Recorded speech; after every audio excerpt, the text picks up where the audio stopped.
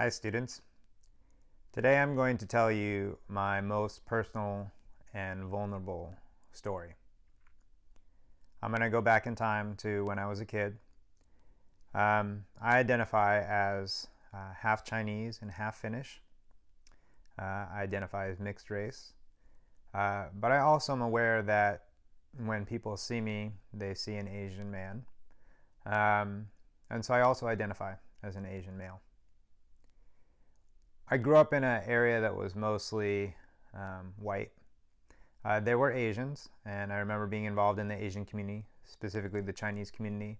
My mom would take us to banquets in the Chinese community, and I'd get to play with chopsticks and be surrounded by Chinese language, which I didn't understand.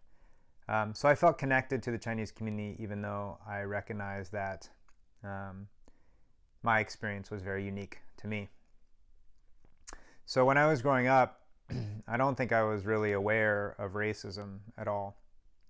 I know that for myself, I recognize that there are many times where I am less than the person I want to be. I actually remember in the 1980s when Ronald Reagan was president, he was saying a lot of really negative things about Japan. There was a lot of concern about the Japanese economy becoming very strong, and they were buying all sorts of property in California, and there was this competitive narrative between the United States and Japan. And I remember saying to someone, and I was only 8 years old or 9 years old, so I didn't know any better. And I remember saying to somebody, I'm not a racist, but if I was a racist, I would be racist against the Japanese because, all the things that I had heard in the media. So I became very aware later in life, mostly in college, which is why I'm so grateful that I was able to go to college. I became very aware of the ways in which mass media and my surrounding culture had influenced my views on race. And as I reflect on it, I started to think about what was the role that it played in my life. And I started to realize that when I was growing up, I knew I was mixed race. I knew I was Chinese. I knew I was Finnish. I would say to people, when they asked me what I was, I would say I'm half Chinese, half Finnish, and all American. And I remember adults, laughing because they thought that was so cute when I was a kid when I said it. And it was true.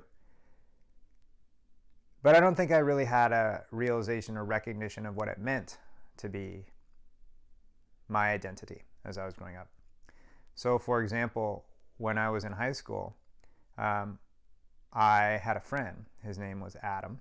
And Adam is a good friend of mine. I actually still see him sometimes today, and I'm so thrilled when I see him. Such a nice guy. But I remember when I was about a junior in high school, I remember him coming up to me one day, and he was so excited. He said, Mikko, I have this amazing idea. And I said, what is it? He said, I thought of the perfect person for you to go out with. You should totally ask her out. And I said, oh, really? Who? And he said, you should ask out Alice Shee. And I remember going, well, why? And he said, well, you're both so nice, and you're both really smart, and you do good in school, and I just think you guys would be a great match. But I remember even at that time thinking, would he have said that to me if Alice Shee wasn't also Chinese American? Was that part of where his great idea had come from? And he was saying it in complete niceness, and I took it as niceness. But there was a little part of me that hurt inside, because I think I knew that thought that maybe it was because she was Chinese and I looked like a Chinese American man, that he thought that was the reason. So as I got into college, I joined some student groups. One of the student groups that I joined was called Hapa Issues Forum, and it was attempting to help sort of discuss and talk about what it was like to be a mixed race person, specifically a mixed race Asian person. And there's even been some, controversy around the use of the word Hapa, which I'm very aware of and am willing to look at and change. But in this group, what we did is we talked about, what could we do? And one of the things we wanted to tackle and do was to look at the census. So it used to be when the government tried to find out, who was what race or how did people identify, they would ask you what race you were, and you had to mark one box.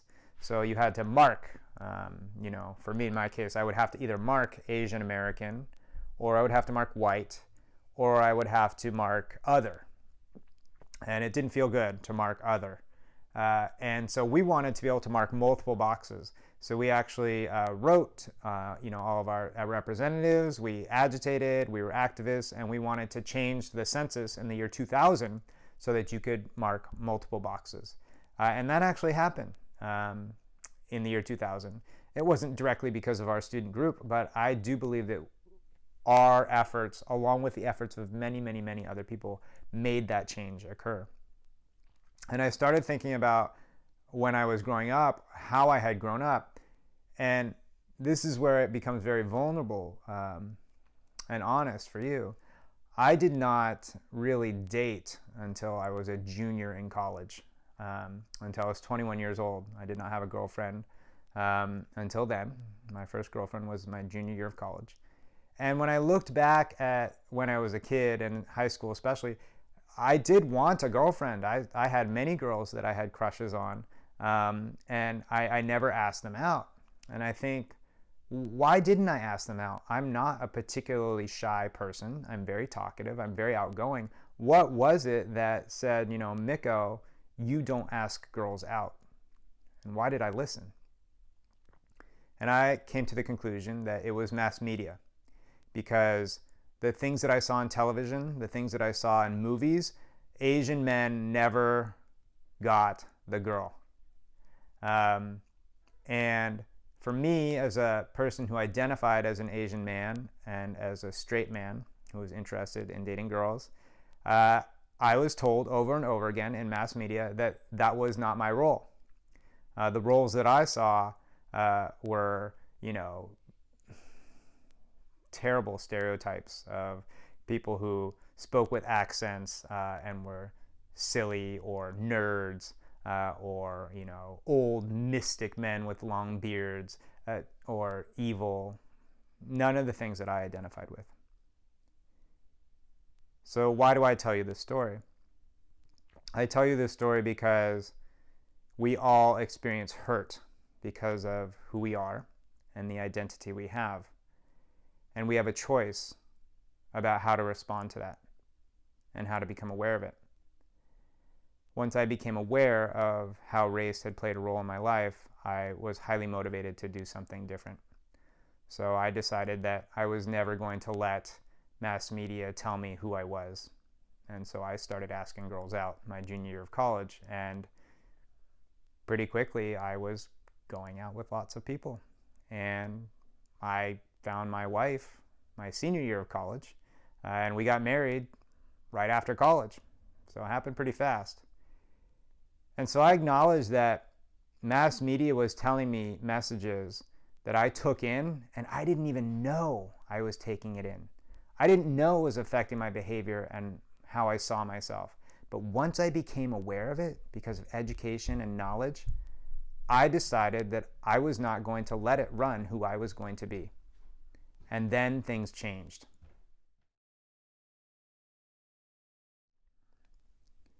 No matter who you are, you have a choice to be the person you want to be. But sometimes you have to be brave, and you have to look at yourself and think about who you want to be, and think about the messages you're hearing from other places and whether you should listen to them or not. The most important thing about this is that as you start to think about who you want to be, you can think about the role you play in helping others be who they want to be.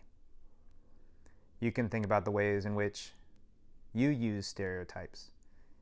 I think all the time about the ways in which I mistreat other people because I don't understand them and I don't have the superpower of empathy enough. We all have a window to understand others by thinking about the hurts we've experienced and the way it has played a role in our life. So I encourage you to think about yourself and be reflective, but then use that window, that insight you have into how you have felt, to apply that to how other people might feel, and see if you are brave enough to bring change and justice for others in our society and our world. Thanks for listening. I appreciate it.